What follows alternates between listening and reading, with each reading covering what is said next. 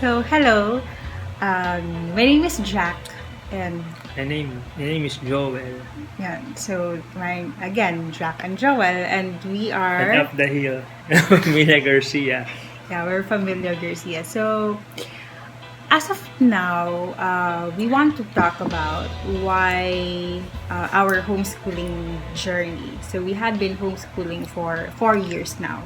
Hindi pa talaga kami biyasa doon sa homeschooling because we learn as we go through it every day. So, we just want to tackle some points on why we did this or something. So, would you like to start? We are homeschooling parents. Yeah, so we're homeschooling parents. So why did we choose to homeschool parent? Why did we choose to homeschool? And Jack will start discussing that. Okay, so we started to homeschool because I did not find the idea cool enough. I just thought that I wanted to be an intentional parent with my daughter at that time. Si Ayla pa lang yung time na yun. And then I discussed it with, parang it is really impressed in my heart that I want to homeschool her, that I want to spend more time with her in her journey sa schooling niya. So I spoke with Joel about it and he was so hesitant to do it at first. Right? Am I hesitant? Yeah, you were so hesitant. Like Talagang so hesitant.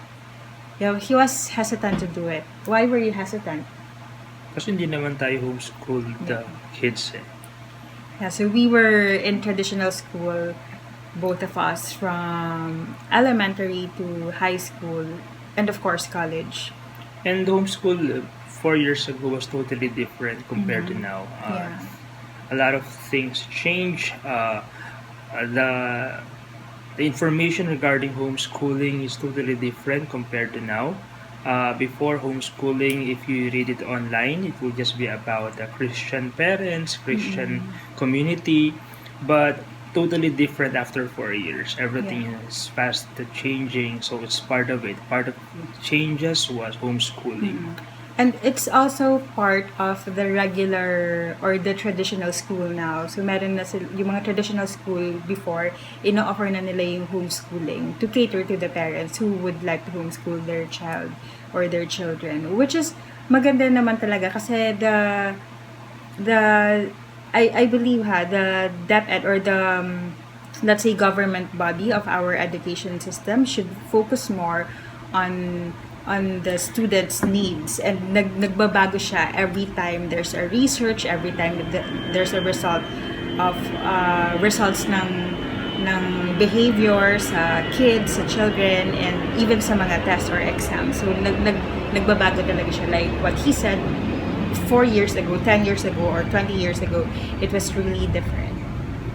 Yeah. So you've mentioned something about religion. So was it for us? Was it a religion thing, or is it I know. I don't know. Well, siguro partly.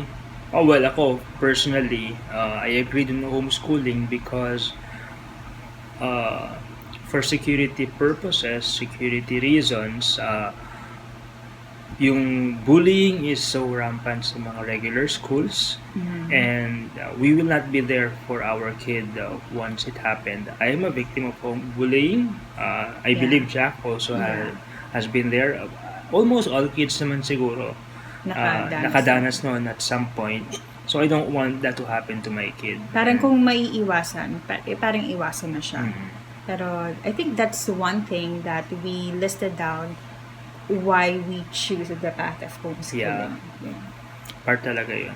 So for us again, so what is it, a religion or is it a parenting thing or For us, it's part of it is parenting, but most especially, siguro especially with our design sa homeschool, we focus on what we will teach our children, the values we will be giving them, and of course, number one priority is for them to know God more importantly above anything else. so I guess I can see that it's somehow uh a Christian thing or a religion thing, or not. I cannot really say that religion, because religion follows a certain rules and regulation if you belong to that congregation. So we believe in having um, a relationship with Christ, our Lord Jesus.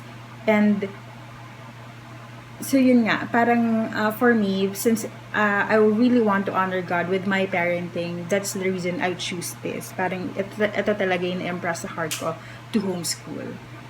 Yeah, and after a year naman, kitang-kita yung development ng anak namin compared when syempre I don't want them to compare to other kids kasi we have a different path of tinatahak, but if we will be comparing her, if ever we seen a different kid na pakitin namin sa isang panay namin, mag-iiba talaga, parang we're doing the right things for our kid when we see Yeah, things. parang hindi siya, the result will definitely not happen overnight, but it happened gradually as you go along, and bits by bits siya. Hindi siya yung wow, bonggang result. Bonggang, parang this is the attitude or the behavior that I want for my kid. Pero ano siya, talagang dahan-dahan siyang nagbabago. Syempre, very consistent talaga yon.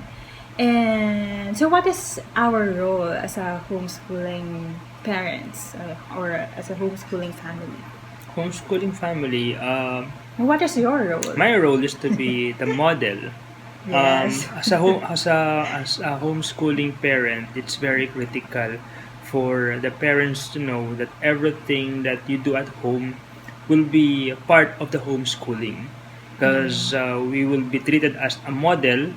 Normally, model naman talaga ang parents, but right now it's totally different because aside from being a model parent, we're also the teachers. Kasi yung main focus nga namin is yung number one, yung belief namin, yung God is number one of our family.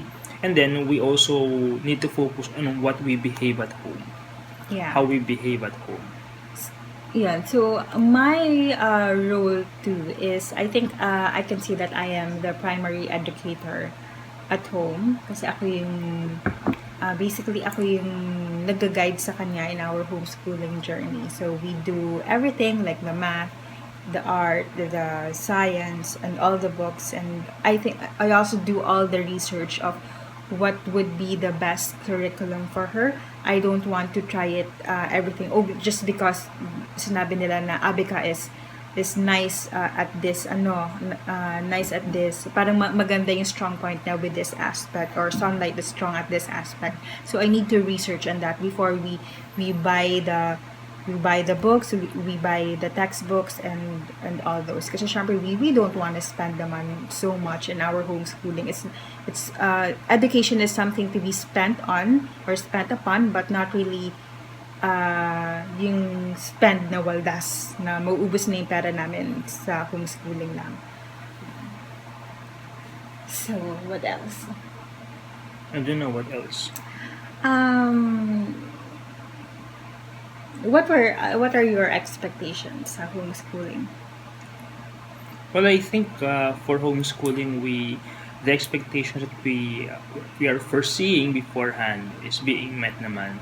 When we look at our kids, especially may panganay as of now, because siyempre ito pa lang yung pangalawa namin. But with our elder child, we are seeing the fruits of our labor, of what we want her to be as of the moment, and continuous lang.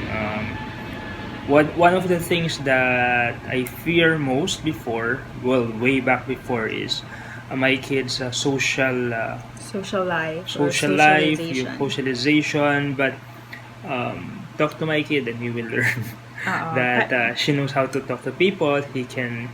She even can be a host to some of our friends more than us compared to us. Yeah, so ano siya, I think that would always be the number one fear of the parents, if the socialization, and that's the number one question of the people who are not homeschooling, is what will happen in your kids' socialization. So the socialization doesn't happen in a classroom setting. It happens every day when you talk to when my daughter talks to me, when she talks to Joel, when she talks to the people outside. That's considered socialization. So, yun. What else? Yun lang. Okay, so yun lang as of now. As of now, kasi Yeah. marami pang pwedeng Oo, marami pang- and discuss, but Yeah. as of now, yun lang muna. Ah, Maybe later on, we will be comparing traditional school with homeschool. or the expenses that we spent on, Yeah. parang comparing it to homeschooling and ganyan. But again, I just want to clarify that we are not belittling, or we are not downgrading the traditional or regular school. It's just that this is our choice for our family now. Well, there are still, let me also tell you that there are still benefits that traditional school are getting na wala sa homeschool. Number one example is you will be really having a great friends in a traditional school. Yeah. Friends for life. Na alam mo ko na may friend ka, ako na may friend ako for life since or high school, di ba? But I don't know if Ayla will have that, but Well, we'll see. Yeah, we'll see. Yeah. So yun. So again, ang tawag dito, to schooling, house of schooling, homeschooling, and traditional school are totally different. But this is not to, belittle or downgrade or anything about traditional school, because we came from traditional school and have great friends, like what she said, and we have great experiences. Great teachers. Yeah, great teachers, but it's just as of our choice now. Lifestyle. Yeah, homeschooling is a lifestyle, is that we want to homeschool. So yeah. So thank you again for watching. We will be revamping this vlog, this YouTube channel. We want to share with you our life, and also we would want to look back at our memories, kung ano man yung mga nagawa na namin. But this time, we just want to talk about homeschooling. So yun, again, I'm Jacq and he's Joel. Went up the hill. Jacq and Joel went up the hill. Okay, so, Fetch a pail yeah, of water. Bye-bye. Bye. Subscribe. Yeah.